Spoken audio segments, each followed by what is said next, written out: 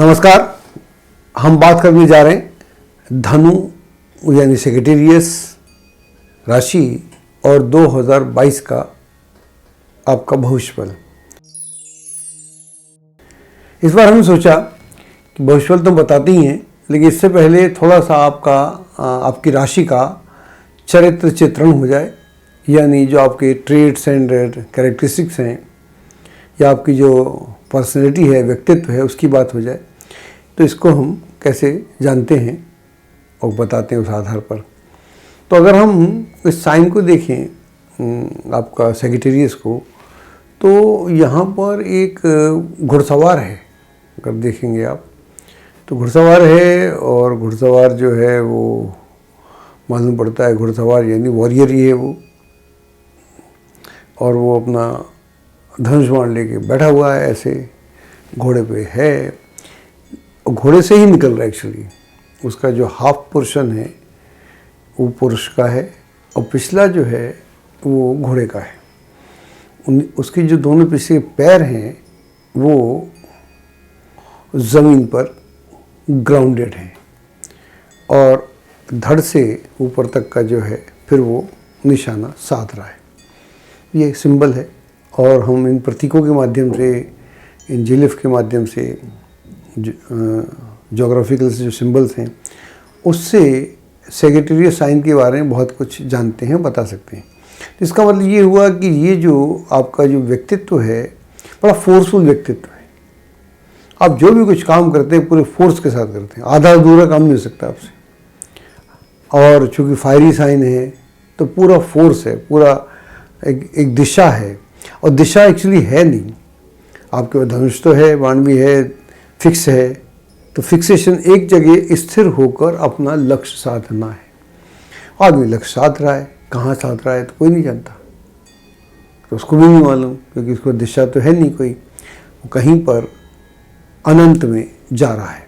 अनंत में जा रहा है यानी उसके पास होप है, होपफुल है, वो होपलेस नहीं है, वो होप के साथ आगे जा रहा है।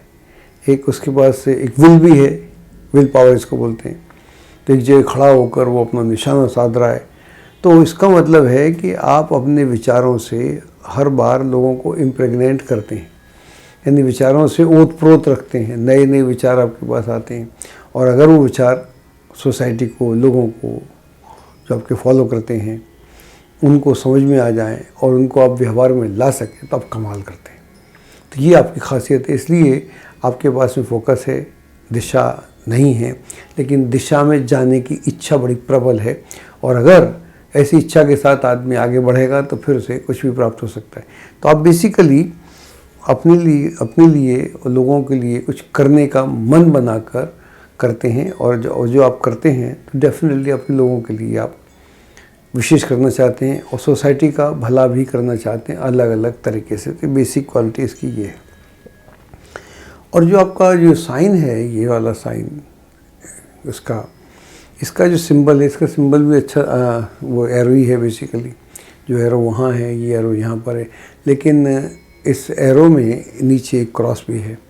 इसका मतलब क्या हुआ, अगर क्रॉस होगा और एरो होगा और फोर्स होगा, तो अगर उसको मारा जाए, उसको कहीं साधा जाए, तो जब वो घुसेगा तो उसके साथ ही एंटर कर जाएगा। जो उसका पीछे का, नीचे का जो अब दिख रहे हैं क्रॉस बना हुआ है। तो इसका मतलब है कि बेमतलब, बिना किसी मतलब के आप हर जगह कुछ करना भी नहीं चाहते। आप उन्हीं मुद्दों को, उन्हीं मसलों को, उन्हीं बातों को, उन्हीं विचारों को आगे बढ़ाते हैं जो विचार एक नया एनवायरनमेंट क्रिएट करते हैं। उन्हीं लाइन में आप जाना पसंद करते हैं, उन्हीं कामों को आप करते हैं जिसमें अधिकतर लोग नहीं जाते, और जाते हैं तो आपका जो स्टाइल है करने का, that is entirely different than the others. तो यह इसकी एक बेसिक क्वालिटी है। और चूँकि उसमें क्रॉस बना हुआ है, इसका मतलब है कि आपका जो निशान है, पदचिन्ह है, वो आपके बाद भी रहना चाहिए। तो मतलब वो काम जो भी करेंगे वो यादगार काम होना चाहिए, जब तक आप रहें तब भी, उसके बाद भी। तो यह एक बेसिकली पॉजिटिव साइन है। लेकिन चूँकि एरो भी है, सब कुछ है, और अगर ये नेगेटिव हो गया तो फिर आपको दिक्कत भी देगा। तो ये ध्यान रखने वाली बात है। जहाँ भी आप ज़िंदगी में जब भी नेगेटिव हुए होंगे तो आपने औरों से ज़्यादा अपना नुकसान किया होगा, ध्यान रखिएगा। तो यह है, हम बात करते हैं कि 2022 आपके लिए कैसा होने वाला है। ग्रहों की बात करते हैं, ग्रहों से पकड़ने का प्रयास करते हैं। तो ग्रहों से अगर पकड़ने का प्रयास करें तो शनि आपकी राशि में यहाँ से, हाँ सॉरी, जनवरी से लेकर अप्रैल 10 के आसपास बात करते हैं, क्योंकि उसके बाद काफ़ी ग्रह एकदम बदल रहे हैं। अप्रैल में काफ़ी ग्रह चेंज हो जाएंगे। 10 अप्रैल तक की बात करें तो यहाँ अगर हम देखते हैं तो गुरु जो है अभी आपकी राशि से तीसरे चलता है, जो ठीक है। शनि दूसरे है, वो जिनकी 7.5 बोलते हैं या नहीं बोलते हैं, उतार पर ही है ऐसे भी, तो वो भी ठीक है। और ये जो आपका राहु केतु हैं, राहु इधर हो गया, छठे में हो गया, तो यह एक स्थिति है। बाकी ग्रह तो ठीक ही है। तो कहने का तात्पर्य ये हुआ कि यहाँ से लेकर और अप्रैल तक जो भी महत्वपूर्ण कार्य हैं उन्हें निपटाना चाहिए। विवाह करना है तो कर लीजिए, या कोई प्रॉपर्टी खरीदना है, बेचना है, उसे कर लेना चाहिए। और जो भी कोई बिज़नेस करना चाहते हैं नया, या नौकरी छोड़ के कुछ और विचार करना चाहते हैं, जो भी आपके प्लान्स हैं, चाहे व्यक्तिगत हों, चाहे वो पारिवारिक हों या सामाजिक हों, उनको अमल में लाना चाहिए। एक ऐसा समय है कि अगर आप उनको व्यवहार में लाएंगे तो उसमें आपको ज़्यादा सहूलियत होगी, दिक्कत नहीं होगी। और हेल्थ वगैरह को भी लेकर बाई इलाज ठीक रहेगा। घर में भी कोई ऐसी दिक्कत नहीं आना चाहिए, अनलेस किसी की कुंडली में कोई बहुत बड़ा दिक्कत हो। तो जनरली यह एक समय है जो एक अच्छे खासे माहौल में निकल जाएगा, और इसका सदुपयोग आपके लिए करना चाहिए।